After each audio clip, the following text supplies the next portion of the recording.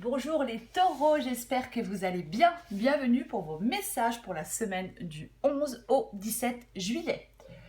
Alors pour vous les taureaux, l'énergie principale de cette semaine, c'est le 5 d'épée. Alors le 5 d'épée, généralement, on s'engage dans un conflit. On peut se retrouver dans un désaccord. Il y a de la tension et de l'hostilité. Le 5 d'épée, ça peut être quelqu'un aussi qui vous sabote par derrière. Quelqu'un d'infidèle, quelqu'un de jaloux aussi, c'est une possibilité.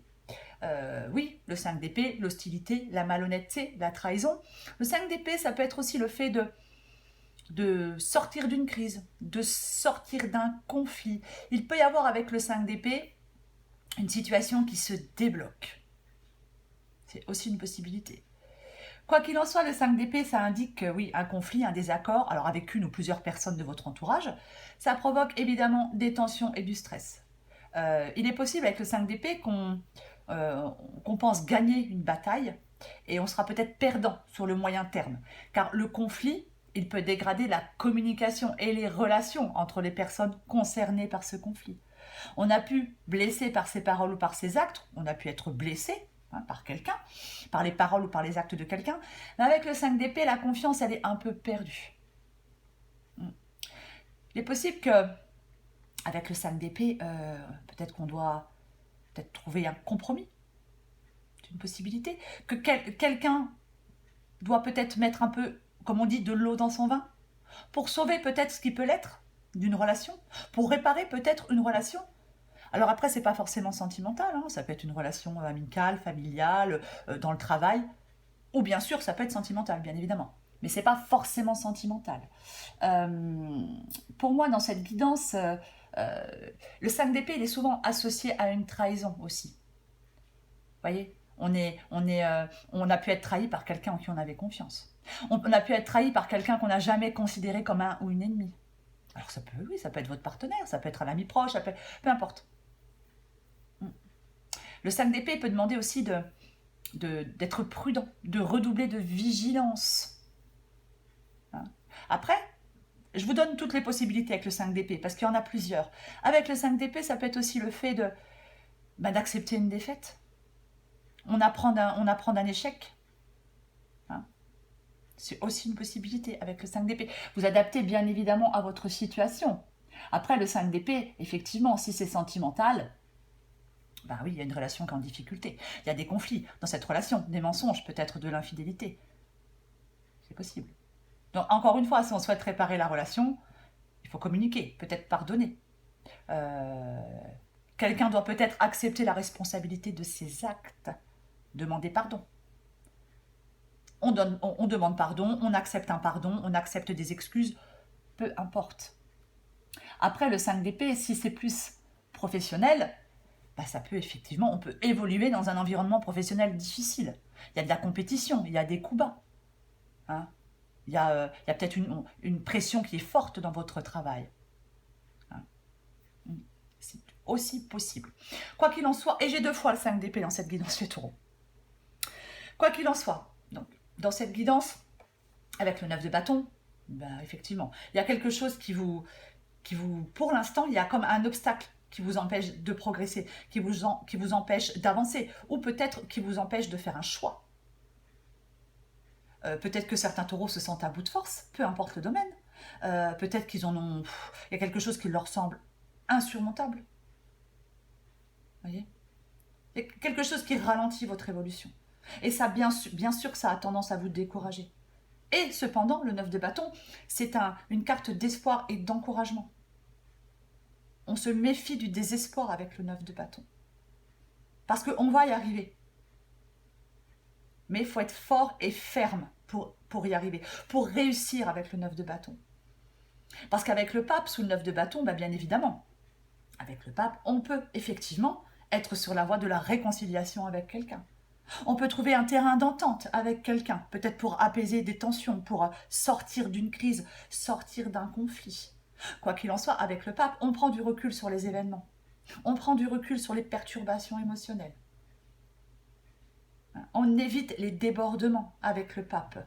Cette guidance, elle vous incite, les taureaux, à progresser, à mettre en place des choses À faire le premier pas, peut-être à faire le premier pas, je ne sais pas, pour se réconcilier, c'est une possibilité. C'est vraiment ça. Oui, là il faut progresser, il faut avancer les taureaux. C'est alors oui, vous avez peut-être l'impression de ne pas avancer pour l'instant. Est-ce que vous avez peur d'aller dire quelque chose? Je ne sais pas. Mais avec le 2 de bâton, on peut avoir l'impression d'être bloqué. Et pourtant, on ne doit pas stagner, on ne doit pas rester immobile, on doit faire des choix. C'est vraiment ça. On doit faire des choix.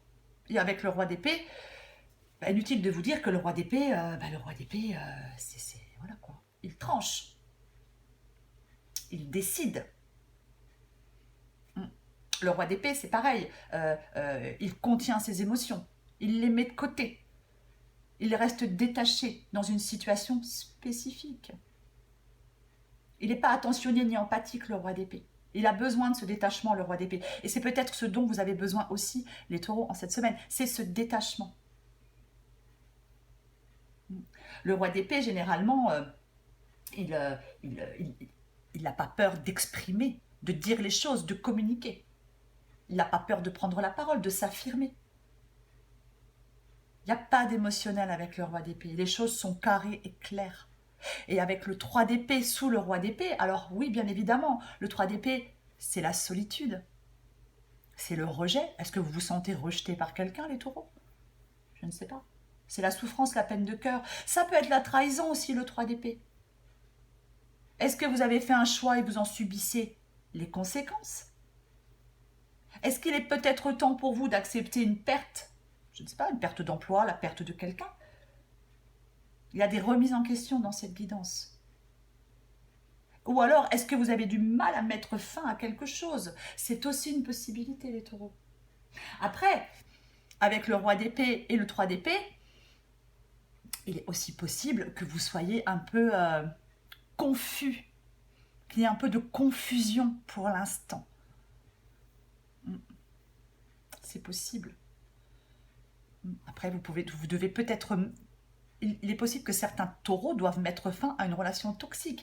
C'est aussi une possibilité. Il va falloir vous confronter à la réalité, les taureaux. Lâcher prise sur quelque chose qui vous... peut-être qui vous fait peur, quelque chose qui vous fait de la peine. Peut-être pardonner. Se faire pardonner ou pardonner. C'est une possibilité. En dos de paquet, j'ai le valet de denier. Alors, le valet de denier... j'ai envie de dire que dans cette guidance, le valet de denier, il demande une évolution. Il faut avancer, les taureaux. Allez plus loin. Méfiez-vous du surplace. Ne devenez pas paresseux. Il faut passer au niveau suivant. Si on ne fait rien, il ne se passe rien. On planifie, on progresse. Oui, avec le 7 de coupe, oui. Avec le 7 de coupe. Alors oui, le 7 de coupe, effectivement, plusieurs choix, plusieurs opportunités. Attention, le 7 de coupe, il demande d'être attentif et lucide. Faites attention, pour certains taureaux, faites attention à certaines choses qu'on peut vous promettre ou à certaines choses qu'on peut vous faire. Attention à la poudre aux yeux. Aussi, faites attention. C'est ça le 7 de coupe. On hésite, on peut hésiter aussi. On peut être dans le déni, hésiter. Mais comme j'ai 2 fois le 5 d'épée, faites attention que quelqu'un ne fasse pas des saloperies dans votre dos, les taureaux. Vous adaptez bien évidemment à votre situation. Encore une carte pour vous, les taureaux. Allez, de toute façon, le principal pour vous, ça va être d'avancer, les taureaux. Quoi qu'il en soit. Allez, pour les taureaux, semaine du 11 au 17 juillet. Taureau, semaine du 11 au 17 juillet. Taureau, 11 au 17 juillet.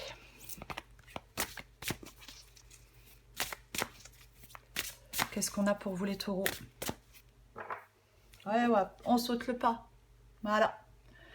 Y a-t-il quelqu'un parmi tous ces doutes existentiels et confiance dans le projet que tu as envie d'entreprendre ou dans lequel tu es en train de te lancer?